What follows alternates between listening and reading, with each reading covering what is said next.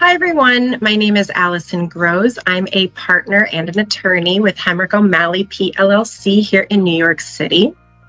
I'm going to start today in what I will be calling the What Is series. This will be the first installment in my What Is series. So today I want to talk about what is the difference between all of the different immigration agencies. Specifically, who are the players that control immigration law in the United States? Anyone who is seeking immigration status in the United States is going to be in contact with at least one, if not several, of these agencies. So I think it's important for people to understand what is the difference between them and who are they. So let's talk about the difference between who they are and what they do. First, a lot of people have heard of the United States Citizenship and Immigration Service. The USCIS, or United States Citizenship and Immigration Service, is an agency who processes petitions and applications in the United States. Most people who apply for some kind of legal status, whether it's inside of the United States or outside of the United States, have to file either their application or petition with USCIS. USCIS is an administrative agency that processes these applications as well as accepts fees in support of these applications. USCIS is one of the largest, if not the largest, U.S. immigration agency that has control and contact over pretty much every immigration status that somebody would be requesting in the United States. Another agency is called the Executive Office for Immigration Review. Sometimes it's referred to as the EOIR, but most commonly it's referred to as the Immigration Court. The Immigration Court employs immigration judges and their law clerks all over the country. These immigration courts process people's applications and petitions who are in what's called removal proceedings. Removal proceedings are often referred to as deportation proceedings. Immigration courts work in conjunction with USCIS sometimes, but not all of the time. The immigration court has authority or jurisdiction over some things, but not everything. And USCIS has authority or jurisdiction over some things, but not everything. Despite that these are two separate agencies, a lot of times they interact with one another at various points in somebody's immigration case. Not all of the time, however. Another agency is the U.S. Department of State. The U.S. Department of State controls all of the different U.S. consulates or consular units or U.S. embassies in different countries and cities outside of the United States all over the world. People will make applications for visas to enter the United States at these U.S. consulates or embassies through the United States Department of State or DOS. These applications for various visas can be for temporary visitor visa status. They could be for temporary work visa status. They could be for all sorts of other kinds of visas, or they can even be for permanent status in the United States, such as through the green card. You can apply through a U.S. consulate or embassy abroad for various kinds of statuses to enter the United States. This is called Consular Processing. Oftentimes, the National Visa Center, who is the U.S. office through the United States Department of State, will work in close connection with USCIS. What I mean by this is USCIS will process a visa application or petition. If that visa application or petition is approved, it will be sent to the National Visa Center, who is part of the United States Department of State, which is a totally different agency, so that the National Visa Center and the Department of State can then send that application or petition to the consulate or embassy abroad, and the person may apply through a status there. Not everybody who's applying for a visa to enter the United States goes through the National Visa Center. Sometimes you can just apply directly through the consulate or embassy abroad.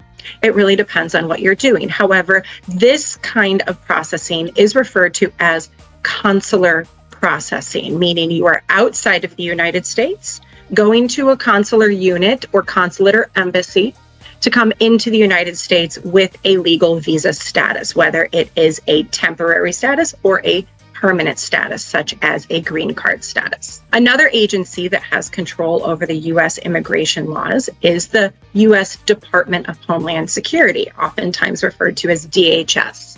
Now, DHS is a major umbrella organization or agency that has control over many sub-agencies or sub-offices that are controlled by DHS. Common offices that DHS controls that immigrants in the United States may have heard of or have contact with are agencies such as Immigration, Customs, and Enforcement, often referred to as ICE. Now, under ICE, there are also several agencies. So this is the Department of Homeland Security. ICE is below that. And within ICE, there are also several sub-offices or agencies. Within ICE, there are different offices such as U.S. Customs and Border Protection.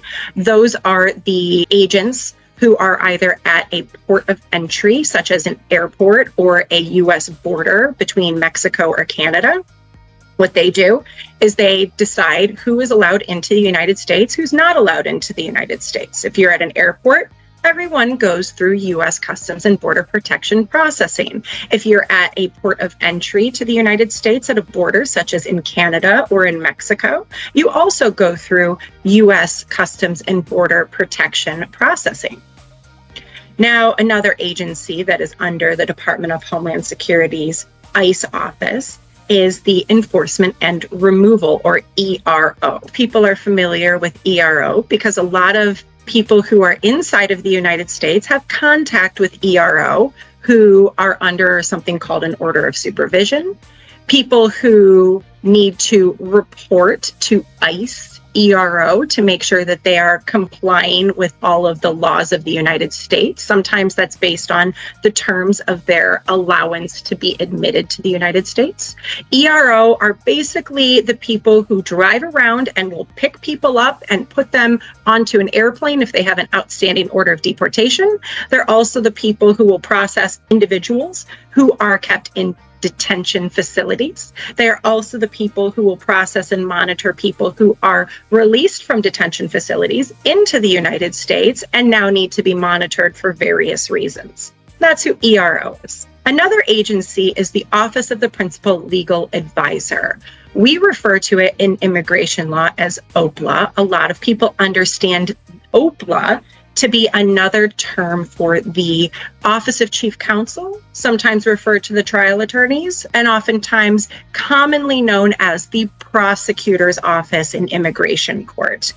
OPLA are the attorneys who appear in immigration court who represent the U.S. government and their agencies to make sure that anybody who is in immigration court is applying for the correct status and qualified for the status they are applying for. Despite that they're commonly known as prosecutors, they are not actually prosecutors. They are people who represent the government, just like I and my partners and other attorneys here at Hemrick O'Malley PLLC represent individuals. OPLA makes sure that the government interests are met without any issue and that the people who are applying for status are deserving or qualified for that status in the United States. So, recap. The immigration major players would be USCIS. It would be the Immigration Court. It would be the United States Department of State, and it would be DHS ICE offices. All of these different agencies, as I previously said, will oftentimes have control over one immigration case. Not everyone's case has all of these agencies involved. However, it is very common that more than one of these agencies will have some kind of contact with you if you're trying to obtain legal status in the United States. We here at Hemrick O'Malley PLLC, of course, represent people in front of all of these different agencies, as well as many other U.S. government agencies every day. We're happy to hear from you. We're happy to answer any questions that you have about what are these agencies, whether these agencies have any control over your immigration case. We're happy to help you in any way that you need. You can feel free to give us a call at 833-848-7838. You can also find us online at hemrick.law. We can't wait to hear from you. We can't wait to speak to you, and we can't wait to advise you on all of your immigration questions and needs here in the United States. So this is the first part of my What Is series. I look forward to explaining other parts of the immigration law to everybody at a later time. Until then, Have a wonderful day and everybody enjoy.